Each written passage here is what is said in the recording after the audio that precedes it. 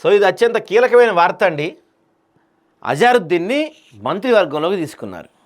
So మంత్రివర్గంలోకి తీసుకున్నారు. రేపు ప్రమాణ స్వీకారం చేయించబోతున్నారంట అజారుద్దీన్తో. అజారుద్దీన్ ఇప్పుడు ఎమ్మెల్యే కాదు, ఎమ్మెల్సీ కూడా కాదు, కానీ గవర్నర్ కోటాలో ఎమ్మెల్సీగా సిఫార్సు చేశారు.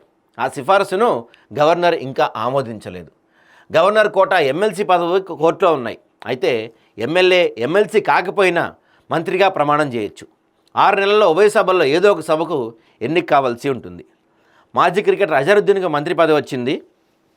సో బైపోల్ వేళ సంచలన నిర్ణయం తీసుకున్నారని చెప్తున్నారు. ఇక్కడ నాదొక ప్రధానమైన పాయింట్ ఏంటంటే, అజరుద్దీన్ ఎవరు అసలు? అజరుద్దీన్ ఎవరు? తెలంగాణకి ఆయనకి ఏంటి సంబంధం?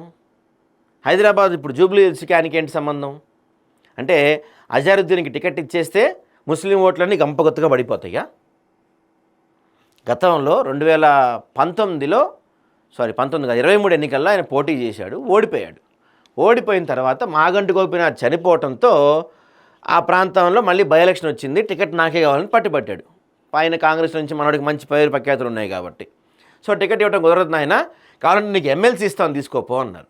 పైగా అప్పట్లో జరిగిన భయంకరమైన ప్రచారం ఏంటంటే, జూబ్లీ హిల్స్లో ఎవరైతే గెలుస్తారో వాళ్ళని డైరెక్ట్గా మంత్రి పదవి తీసుకోబోతాను, అవసరమైతే హోమ్ మినిస్టర్ కూడా ఇస్తామని చెప్పి కొన్ని వ్యాఖ్యలు వచ్చినాయి కాంగ్రెస్ పార్టీ నుంచి. సో అది కుదరలా. ఇప్పుడు నవీన్ యాదవ్కి మంత్రి పదవి ఇవ్వడం సాధ్యం కాదు కాబట్టి అజరుద్దీన్కి మంత్రి పదవి ఇస్తున్నామని చెప్పి అనౌన్స్ చేశారు. అనౌన్స్ కాదు, రేపు ప్రమాణ స్వీకారం కూడా గవర్నర్ అపాయింట్మెంట్ కోరారు. రేపు ప్రమాణ స్వీకారం చేసేస్తారు. ఈయన ఎమ్మెల్యే కాదు, ఎమ్మెల్సీ కాదు. పోనీ ఎమ్మెల్సీ కన్ఫర్మ్ అయిందా అంటే అది లేదు. గవర్నర్ దగ్గర పెండింగ్లో ఉంది. కోదండరామ్దాను ఈయన్ని గవర్నర్ కోటాలో పంపించిన ఎమ్మెల్సీలు ఇంకా ఆయన దగ్గర పెండింగ్లో ఉన్నాయి. సో అఫీషియల్గా ఆయన ఎమ్మెల్సీ కూడా కాదు.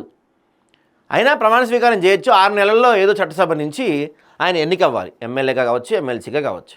అయితే ఇక్కడ నా ప్రధానమైన పాయింట్ ఏంటంటే,